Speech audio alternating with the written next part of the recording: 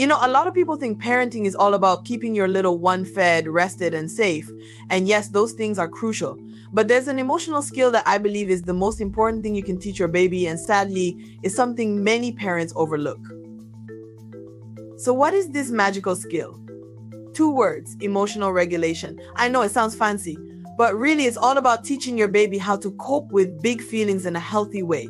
Trust me, this is something I've had to learn the hard way as a new mama myself. My little Nia had some epic meltdowns when she was a baby. I'm talking screaming till she's hoarse, flinging herself on the ground tantrums. It was rough. I thought I could just distract her or tell her to stop crying. That never worked. She needed to actually learn how to deal with those overwhelming emotions. And that's where I came in as her mama and her teacher. It's on us as parents to model emotional regulation for our babies so they can learn how to self-soothe and cope with life's ups and downs. Now, I know this might sound daunting, especially when you're a sleep-deprived new parent who can barely regulate your own emotions some days. Been there, done that. But teaching your baby this skill doesn't have to be complicated.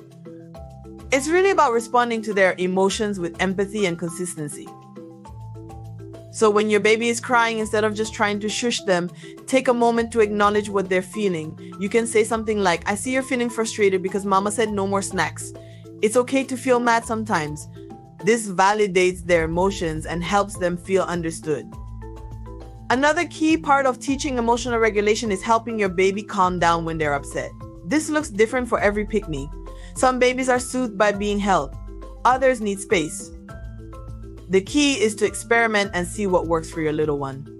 For Nia, taking slow, deep breaths together always helped her relax. And you bet I hemmed it up, dramatically inhaling and exhaling with my eyes all wide. Hey, whatever works. It's also important to model healthy emotional regulation yourself. I know this can be hard, especially if you grew up in a household where big emotions weren't handled well. A lot of parents come from that children should be seen and not heard school of thought. But bottling up your feelings only leads to bigger blow-ups down the line. So when you're feeling frustrated, instead of snapping at your baby, take a minute to breathe and collect yourself. Narrate what you're doing, like mama is feeling stressed right now, so I'm going to take some deep breaths to calm down. This shows your baby that it's okay to take a pause and regroup when emotions are running high. Trust me, I know this emotional regulation stuff isn't always easy, especially when you're exhausted and your baby has been crying for hours. There were so many times I wanted to throw in the towel. But remember, you're not just managing meltdowns in the moment. You're teaching your pick-me an invaluable life skill that will serve them well into adulthood. And when you lay a strong foundation of emotional regulation from infancy, you're setting your baby up to be a resilient, well-adjusted child and adult. They'll be better able to cope with stress, express their feelings, and maintain healthy relationships. I can already see the difference it's made for Nia, and she's only 3. The tantrums are fewer and further between because she's learning how to cope with those big emotions. So, Yardie Baby crew, I want to encourage you to prioritize emotional regulation as you're raising your little ones. Respond to their feelings with empathy, model healthy coping skills, and above all, be patient with yourself and your pick-me. Like everything else in parenting, it's a learning process. If you found this video helpful, tap the like button to let me know.